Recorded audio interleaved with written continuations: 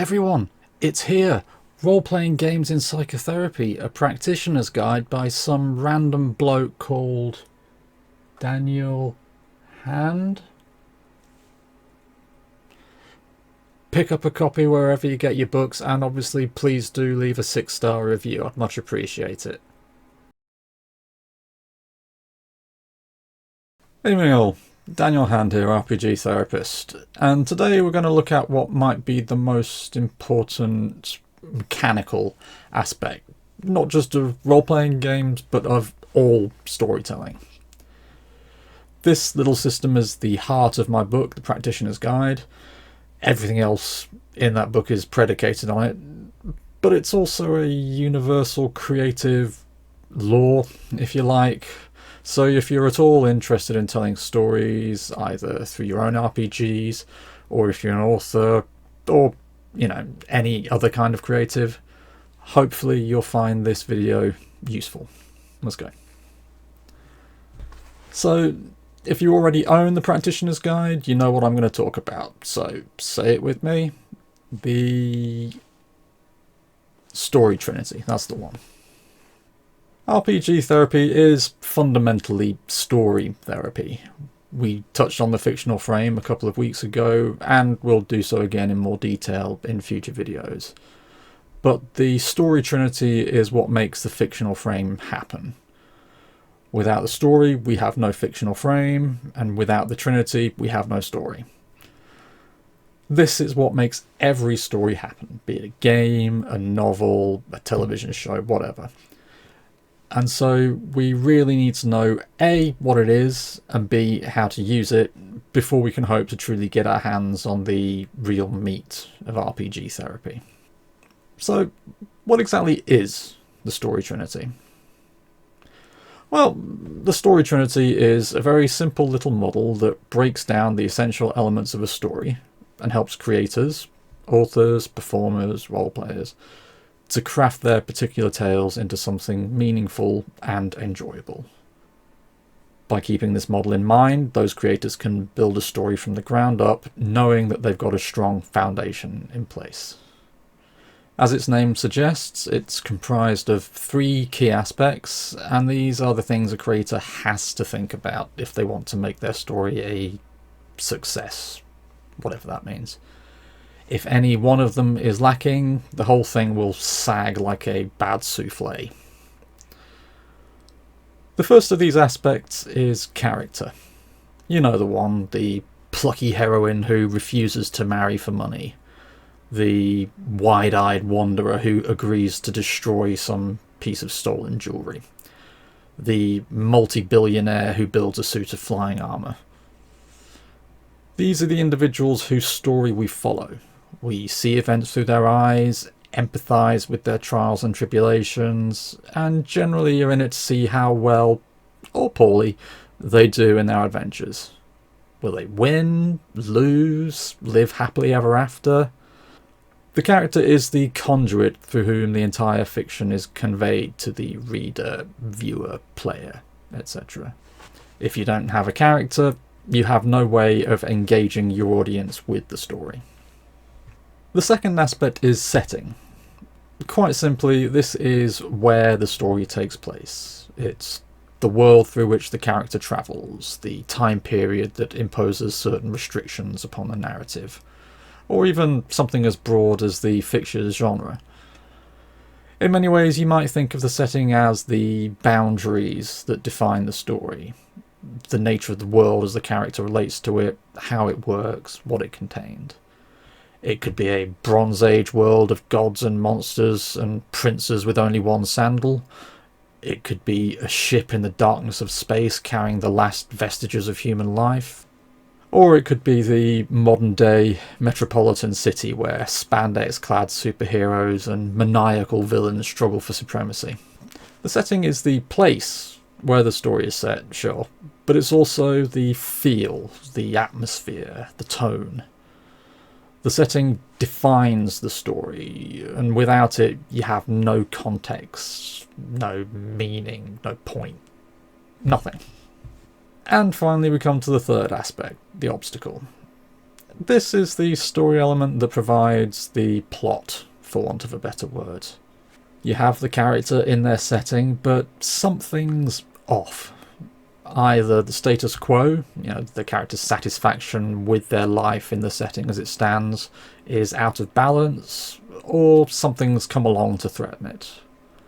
It could be something simple like opening the fridge to find there's no milk, right the way up to needing to discover a murderer's identity, or seeing a giant blue laser blasting down from the sky. The obstacle is what stands between the character, the setting, and contentment. Unless they get past it, they can never truly be happy. Without an obstacle, nothing would happen because nothing would need to happen. Everything would remain as it is because everything is already perfect. And in narrative terms, there's nothing more boring than perfection. And that's it. Just those three things: character, setting, obstacle. If you're a budding writer, filmmaker, or indeed game master, your first job before all others is getting your head around those three ingredients.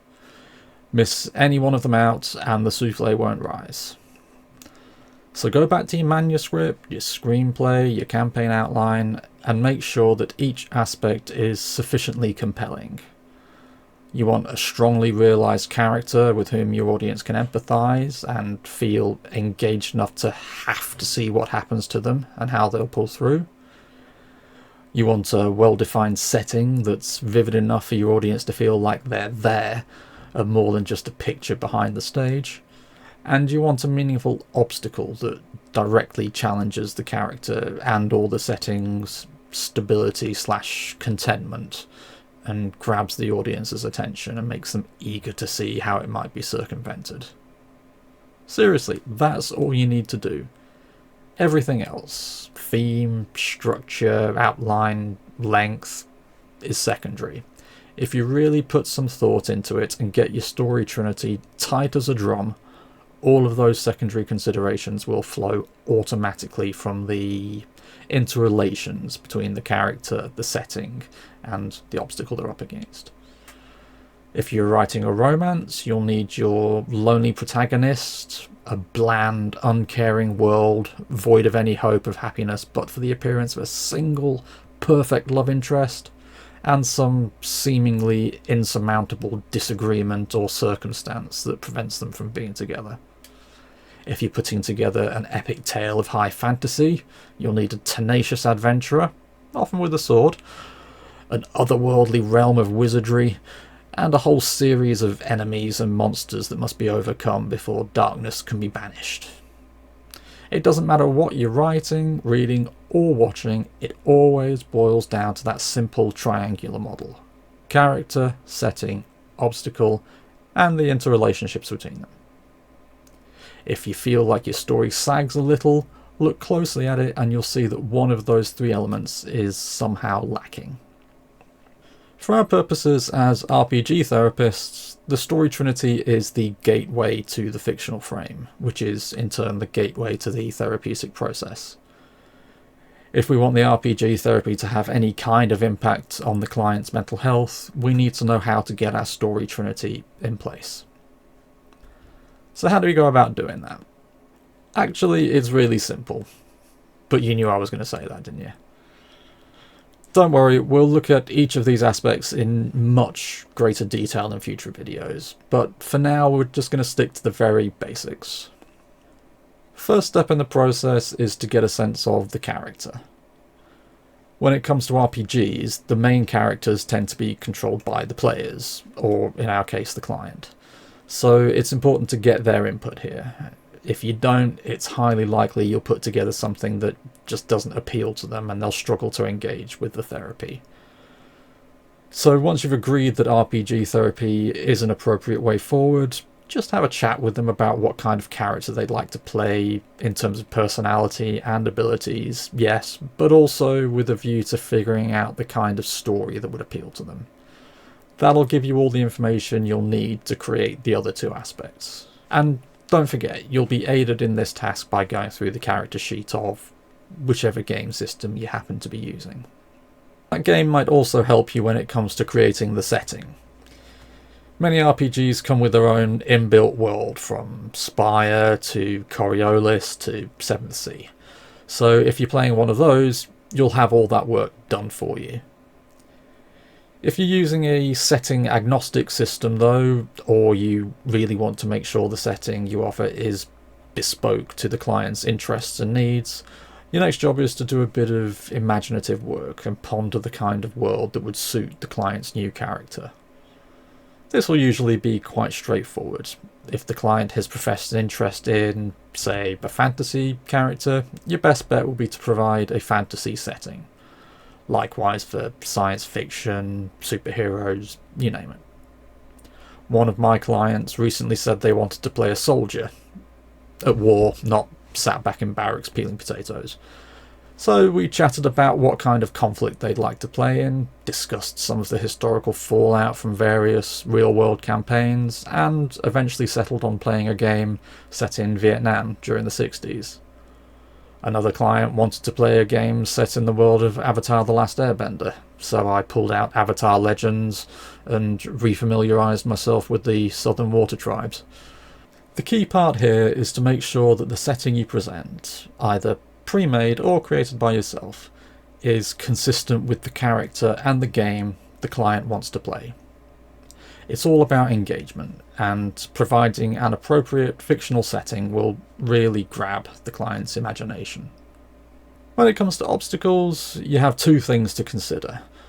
The story the two of you will be telling, which will again be influenced by the desired character and setting, and the client's presenting issues, which will obviously be unique to each and every one of them. This is where you as a practitioner will do most of your theoretical thinking, coming up with various means of exploring the difficulties that brought the client to you in the first place, and giving them an aesthetic that fits with the character and setting you already have on your hands. That last bit's super easy. If you're playing a swashbuckling game, put some pirates in. And if you're playing a sci-fi game, put some space pirates in. Very few games can't be improved with pirates. But you'll have to put your thinking cap on if you're going to make those obstacles therapeutic. Using a pirate to explore anger issues, for example, would be very different to how you'd use a pirate to explore low mood. And obviously the way you go about it will depend heavily on your own modality and training. But if for today we keep our mind focused on the story aspect, the key to making the whole thing engaging and fun is to create an obstacle or obstacle chain that both feels appropriate to the setting and is personal to the character. And if all else fails, pirates. As I say, we'll look at each of these steps in their own videos at later dates. For now though, just remember that this simple model is the key to getting a story quote-unquote right. Doesn't matter what type of story you're telling or what medium you're telling it in, the Trinity is the heart of everything. And this is as true for the fictional frame as it is your favourite novel or Hollywood blockbuster. So make sure you spend a bit of time reflecting on how you might go about A, coming up with each of those key aspects, and B, fitting them all together. Get this right and you'll have to kick your clients out of the room at the end of the session. Everyone, thanks so much for watching. If you found this video helpful, please do give it a thumbs up. And if you have any thoughts on either the Story Trinity itself or your own favourite pieces of storytelling advice, please do let us know in the comments. My book, Role-Playing Games and Psychotherapy, A Practitioner's Guide, is available wherever you get your reading material. If you're interested in becoming an RPG therapist, that's a great place to start, link below. You can also sign up for my monthly-ish RPG therapy newsletter, Handwriting, again link below. And if you'd like to get in touch with me, either with thoughts on the channel, with a view to getting some RPG therapy training, or even if you're a prospective client looking to start therapy, you can find me at my website, monomythcounselling.co.uk. For now though, take it easy, don't do anything I wouldn't do, and have a good one. Cheers.